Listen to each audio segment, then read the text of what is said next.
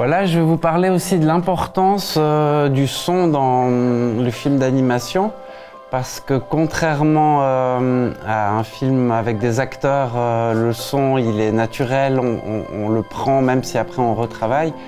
En film d'animation, il faut créer toute l'ambiance sonore et souvent on oublie l'importance du son.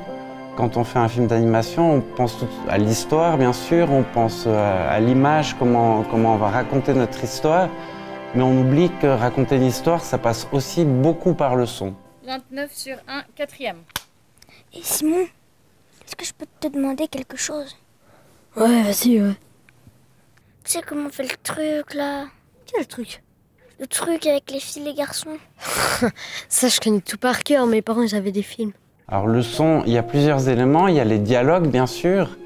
Dans les dialogues, il faut faire toujours attention de pas trop que ça soit artificiel. Il faut des dialogues qui soient simples et qui racontent pas forcément exactement ce que fait le personnage. Par exemple, si un personnage boit une tasse de café, c'est pas utile de dire j'aimerais bien boire un peu de café et puis après il boit la tasse de café. En général, ça c'est plutôt quelque chose qui nous embête, mais par contre, si le personnage dit je suis fatigué ce matin et il boit la tasse de café, c'est plus intéressant parce qu'on a deux choses différentes qui se complètent et on sent le lien qu'il peut avoir entre les deux choses. Waouh! C'est la jungle ici? J'aime bien faire pousser des trucs. On dort là? Ça vous va? Ouais. Ouais. Bon. Et puis au-delà du dialogue, il y a aussi toutes les ambiances sonores et tous les bruitages. Alors les ambiances, c'est par exemple, si on filme notre grand-mère en gros plan et qu'on ne voit pas la mer, mais on entend le bruit des vagues, et ben sans montrer la mer, on peut déjà raconter que le personnage est assis au bord de la plage. Et puis ensuite, il y a les bruitages aussi. Ça peut être quelqu'un qui l'appelle et on ne le voit pas dans la caméra.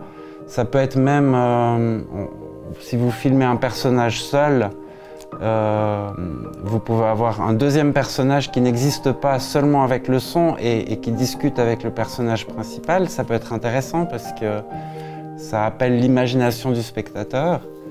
Et il faut jouer vraiment avec tous ces éléments, les ambiances, les dialogues, pas trop de choses compliquées et puis pas trop directes.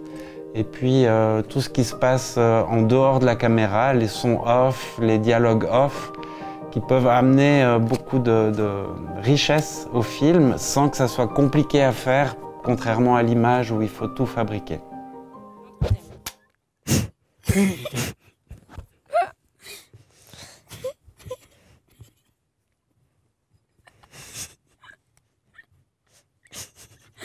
Arrête!